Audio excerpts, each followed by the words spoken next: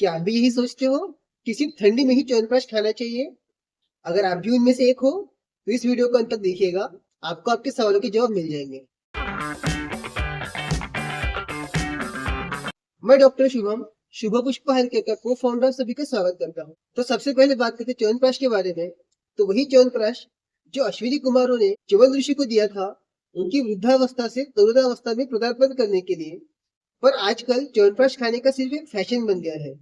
हम च्यवनप्राश सिर्फ ठंडी में खाते हैं, ये च्यवनप्राश सिर्फ बच्चों को देना चाहिए, ये च्यवनप्राश खाने से वजन बढ़ता है, ये च्यवनप्राश खाने से हाइट बढ़ती है और सारी चीजें। ये बहुत सारे मिथ च्यवनप्राश के ऊपर लादे जाते हैं। इस वीडियो में इसी मिथ के बारे में हम जानकारी लेंगे। सबसे पहला मिथ आता है, क्या च्यवनप्राश सिर्फ बच्चों के लिए है? देखिए, आजकल जिसका भी बच्चा 2 साल 3 साल का है, वो कई बार हमसे कांटेक्ट करते हैं कि सर हमारे बच्चे के लिए च्यवनप्राश चाहिए। जब हम उनको पूछते हैं कि सिर्फ बच्चों के लिए क्यों, आप च्यवनप्राश क्यों नहीं खाते, तो उनकी तरफ से जवाब आता है कि नहीं सर, च्यवनप्राश तो सिर्फ बच्चों के लिए होता है, हमने पढ़ा था, या XYZ टीवी पे हमने किसी डॉक्टर की इंटरव्यू में देखा था।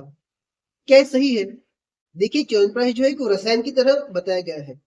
अभी रसायन मतलब क्या, तो जो शरीर में रीजेमिनेशन मतलब न्यू सेल का प्रोडक्शन करता है।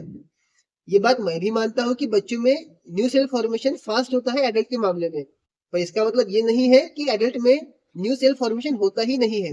अगर आप शरीर के मॉलिक्यूलर स्ट्रक्चर तक जाते हो तो आपको ये पता चलेगा कि 6 से 8 महीने में संपूर्ण शरीर नया बन जाता है, और 95% केसेस में तो सेल्स भी नए बन जाते हैं। उसका सिर्फ एक्सेप्शनल है नर्व सेल और किडनी के सेल, इसे नेफ्रॉन कहा जाता है। सिर्फ ये दो सेल नए नहीं बनते, पर अगर हम एटॉमिक या मॉलिक्यूलर लेवल पे जाते हैं तो वो भी नए बन जाते हैं with in a certain period of time. तो अगर आप च्यवनप्राश लेते हो एज ए एडल्ट, तो आपके शरीर में new cell formation molecular level में या एटॉमिक लेवल में या सेल्यूलर लेवल में, तो उसको हेल्प करने के लिए मदद ही करेगा। तो इसलिए एडल्ट भी च्यवनप्राश ले सकते हैं। और अगर हम गौरसी संहिता को पढ़ते हैं, स्पेसिफिकली चरक संहिता को, तो वहां पे च्यवनप्राश किसे लेना चाहिए या च्यवनप्राश सेवन करने के जो अधिकारी है, तो आपके स्क्रीन के ऊपर एक श्लोक आएगा। उस श्लोक को आप ध्यान से पढ़ के ज्ञान प्राप्त कर सकते हो।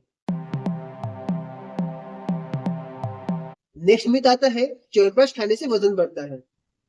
देखिए, च्यवनप्राश खाने से वजन बढ़ता है, ये बात 100% सही है। अभी मैं ऐसा क्यों बोल रहा हूँ कि च्यवनप्राश खाने से वजन बढ़ता है?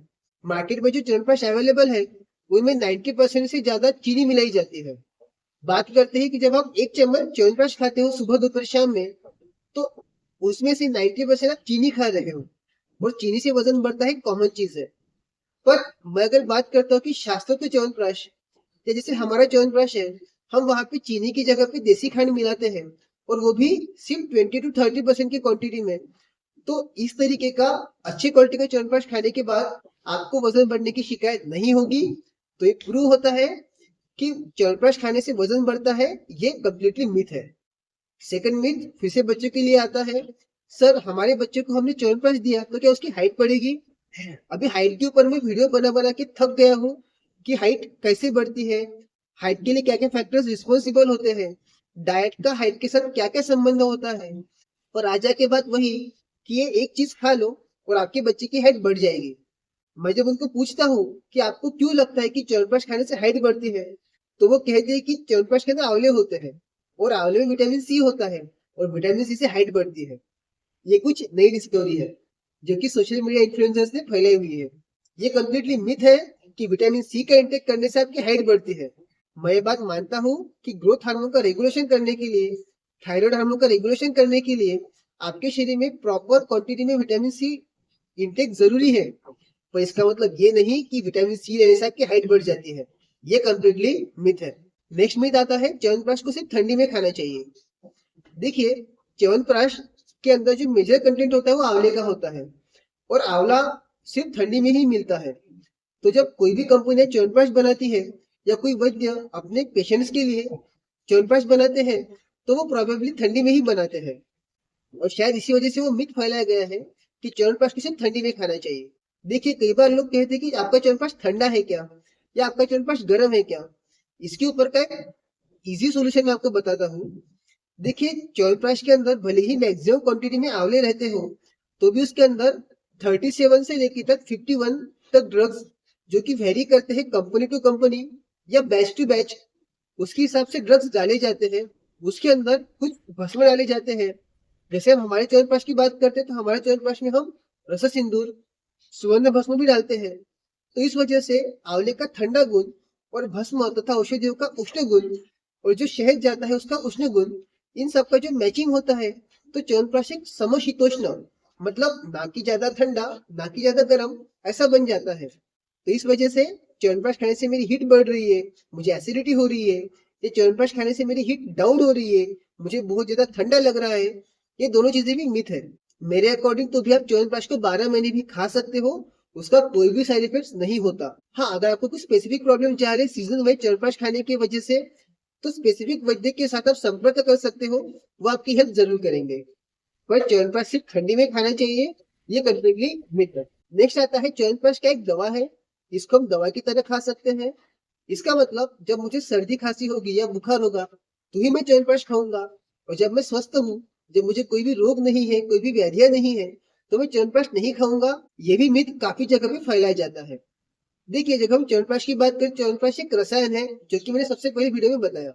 अभी रसायन क्या है तो न्यू सेल फॉर्मेशन, और चरक संहिता में तो भी ऐसा ही बताया गया है कि जो स्वस्थ व्यक्ति होता है उनके ऊपर रसायन तथा वाजीकरण, इन दो चीजों का उपयोग करना चाहिए।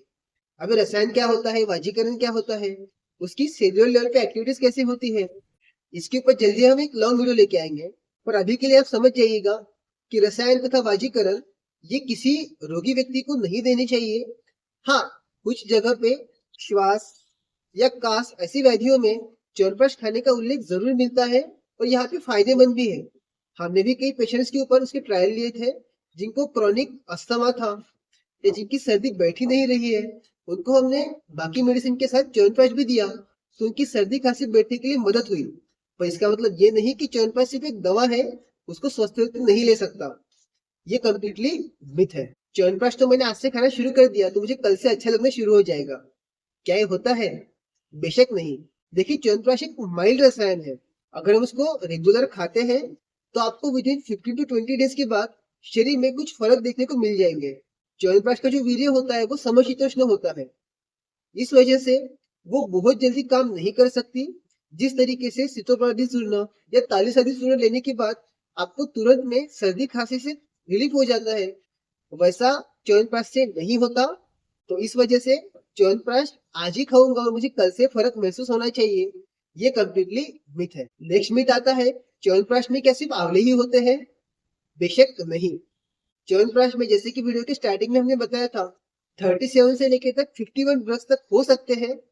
तो इस वजह से अगर आपको कोई कहता है कि च्यवनप्राश में सिर्फ आंवले होते हैं, तो ये कम्प्लीटली मिथ है। लास्ट मिथ आता है, च्यवनप्राश तो एक आउटडेटेड चीज है, वो तो हमारे आचार्य ने हजारों साल पहले बताया था। देखिए, आज के मॉडर्न एरा में भी च्यवनप्राश खाने के प्रैक्टिकली बहुत सारे लाभ देखने को मिलते हैं। हम प्रॉपर रिसर्च स्टडी के साथ एक नया वीडियो लेके आएंगे जल्दी ही, जिसमें हम च्यवनप्राश के ऊपर किए गए रिसर्च स्टडीज, उसकी टॉक्सिकोलॉजिकल स्टडीज, उसकी एनिमल स्टडीज, इन सब के ऊपर हम चर्चा करेंगे। पर अभी के लिए इतना बताना चाहता हूँ कि च्यवनप्राश आउटडेटेड है, ये कम्प्लीटली मिथ है। च्यवनप्राश ये मॉडर्न एरा के लिए भी उपयुक्त रसायन है। अगर आपके मन में भी च्यवनप्राश के रिगार्डिंग कोई डाउट है तो नीचे दिए गए हमारे व्हाट्सएप नंबर पे आप संपर्क कर सकते हो, हम आपको उचित सहायता करने की कोशिश जरूर करेंगे। ऐसे ही मिथ बस्टर्स वीडियोस को देखने के लिए जुड़े रहिएगा शुभ पुष्प हेल्थ केयर से। धन्यवाद।